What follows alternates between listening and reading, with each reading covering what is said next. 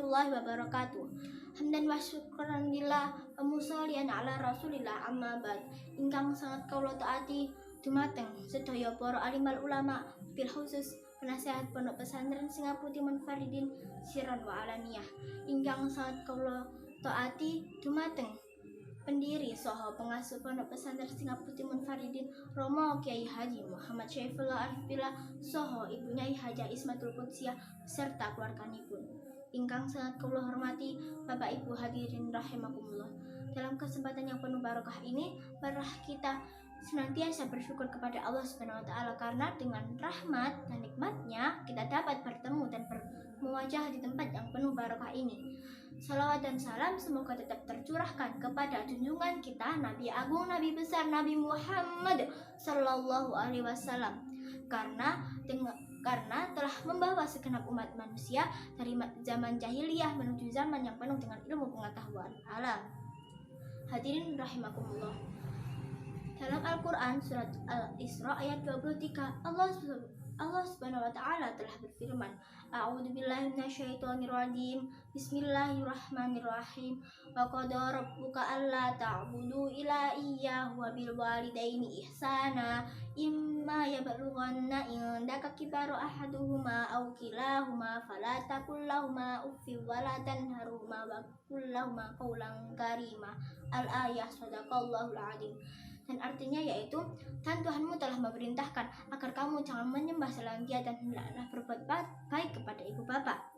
Jika di antara keduanya atau di antara kedua-duanya sudah sampai berlanjut usia dalam pemeliharaanmu, maka janganlah sekali-kali engkau berkata kepada keduanya perkataan dan janganlah engkau membentak keduanya, dan ucapkan kepada keduanya perkataan yang baik.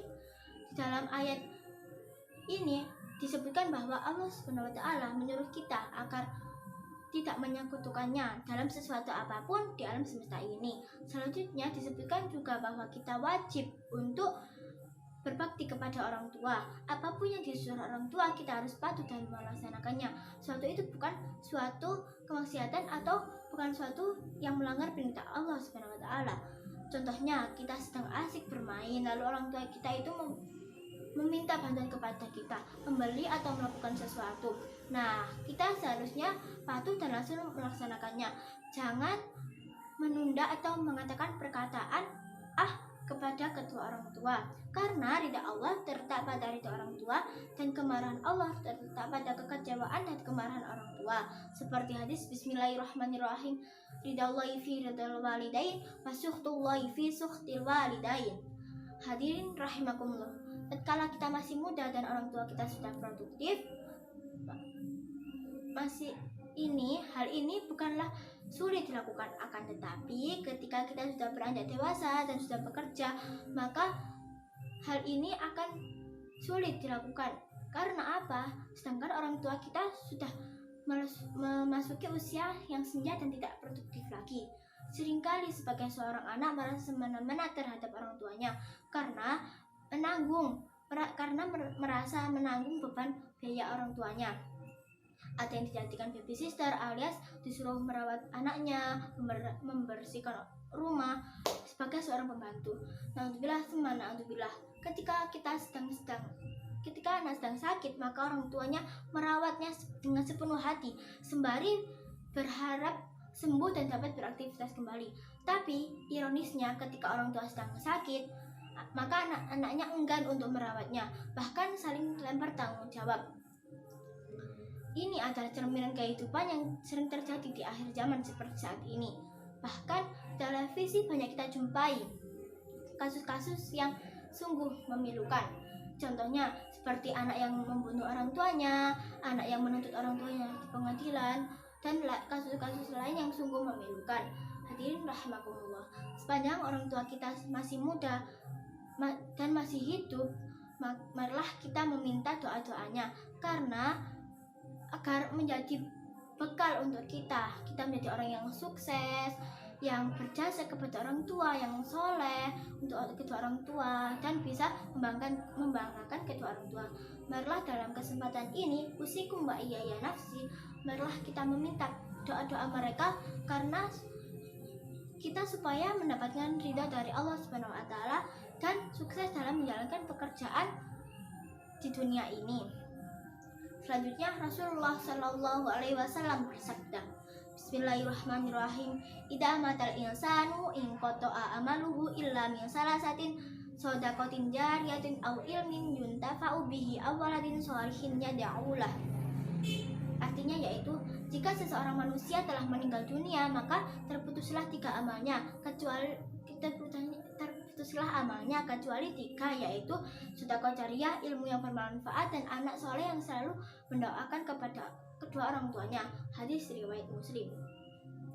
Jika sebelumnya kita sudah membahas tentang kewajiban anak terhadap orang tuanya, maka dalam hal ini kita membahas kewajiban orang tua terhadap anaknya. Anak adalah investasi orang tua semasa hidup di dunia ini. Karena apapun yang kita ajarkan kepada anak kita, maka akan berimbas kepada kita pada dalam alam barzah kita nanti. Hanya doa-doa anak kita saja yang bisa mengalir pahalanya ke dalam kubur kita. Marilah kita koreksi diri kita masing-masing. Sudahkah kita mendidik anak kita dengan baik? Sudahkah kita memilihkan tempat agama mereka dengan baik? Pernahkah kita mengecek apakah anak kita sudah bisa berdoa untuk kedua orang tuanya atau belum? Kalau belum, mulailah dari sekarang. Jangan berkata terserah anaknya, itu keliru. Karena orang tua harus menentukan jadi apa anaknya nanti, jadi anak yang soleh atau tidak.